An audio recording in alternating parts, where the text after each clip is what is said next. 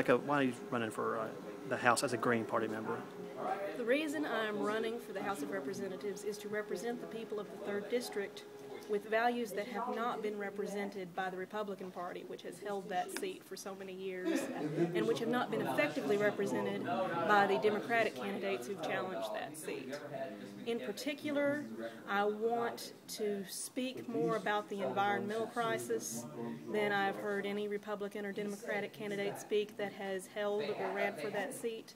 And also, I think it's very important at this time to stand up for our democratic values, and I mean little d democratic, our American values of civil liberties and freedom, because right now we have the Democratic administration in the White House and the Republican-held Congress agreeing that citizens of the United States shouldn't have any rights, that it should be up to the arbitrary power of the government to imprison people without trials and to execute people without trials.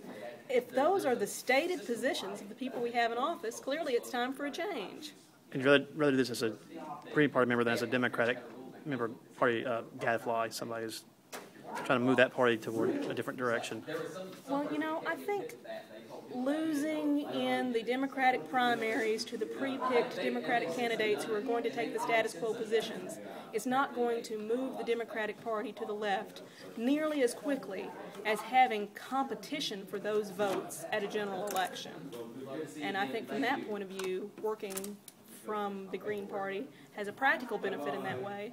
But two things. One, I'm not a member of the Democratic Party, and it's not necessarily my job to adjust the positions of the Democratic Party. That is one way we could achieve what we're trying to do, which is to change public policy. And I would be extremely happy to see the Democratic Party taking over our positions and championing the people's causes on these issues. But if they don't, well, then we will. And that's what it comes down to. We're not going to wait for the Democratic Party to do it. Gotcha. Cool.